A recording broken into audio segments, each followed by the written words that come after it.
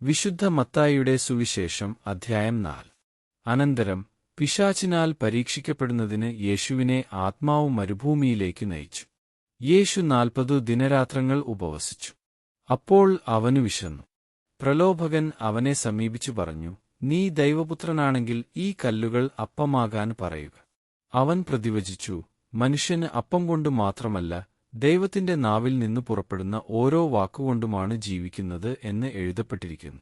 അനന്തരം പിശാച് അവനെ വിശുദ്ധ നഗരത്തിലേക്ക് കൂട്ടിക്കൊണ്ടുപോയി ദേവാലയത്തിന്റെ അഗ്രത്തിൽ കയറ്റി നിർത്തിയിട്ട് പറഞ്ഞു, നീ ദൈവപുത്രനാണെങ്കിൽ താഴേക്ക് ചാടുക. നിന്നെക്കുറിച്ച് അവൻ തന്റെ ദൂതന്മാർക്കു കൽപ്പന നൽകും.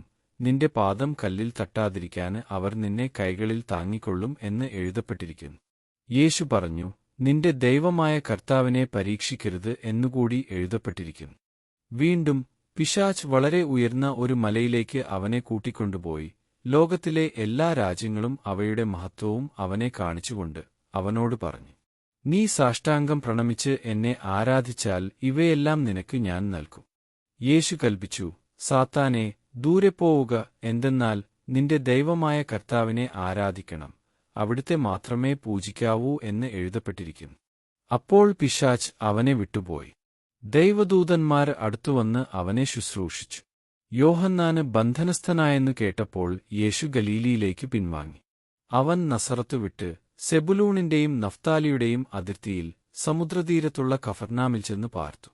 ഇത് ഏശയ്യാപ്രവാചകൻ വഴി അരുളിച്ചെയ്യപ്പെട്ടത് നിവൃത്തിയാകാൻ വേണ്ടിയാണ്.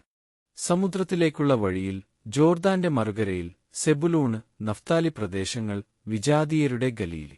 അന്ധകാരത്തിൽ സ്ഥിതി ചെയ്തിരുന്ന ജനങ്ങൾ വലിയ പ്രകാശം കണ്ടു.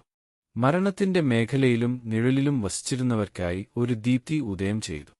അപ്പോൾ മുതൽ യേശു പ്രസംഗിക്കാൻ തുടങ്ങി, മാനസാന്തരപ്പെടുവിന്, സ്വർഗരാജ്യം സമീപിച്ചിരിക്കുന്നു. അവൻ ഗലീലിക്കടൽ തീരത്ത് നടക്കുമ്പോൾ കടലിൽ വലവീശിക്കൊണ്ടിരുന്ന 2 സഹോദരന്മാരെ കണ്ടു, പത്രോസ് എന്നു വിളിക്കപ്പെടുന്ന ശിമയോനെയും സഹോദരൻ അന്ത്രയോസിനെയും. അവർ മീൻപിടുത്തക്കാരായിരുന്നു. അവൻ അവരോട് പറഞ്ഞു, എന്നെ അനുഗമിക്കുക, ഞാൻ നിങ്ങളെ മനുഷ്യരെ പിടിക്കുന്നവരാക്കും. തൽക്ഷണം അവർ വലകളുപേക്ഷിച്ച് അവനെ അനുഗമിച്ചു. അവർ അവിടെ നിന്നു മുന്നോട്ടു നീങ്ങിയപ്പോൾ വേറെ 2 സഹോദരന്മാരെ കണ്ടു, സെബദീപുത്രനായ യാക്കോബും സഹോദരൻ യോഹന്നാനും. അവർ പിതാവുമൊത്ത് വഞ്ചിയിലിരുന്നു വല നന്നാക്കുകയായിരുന്നു. അവരെയും അവൻ വിളിച്ചു.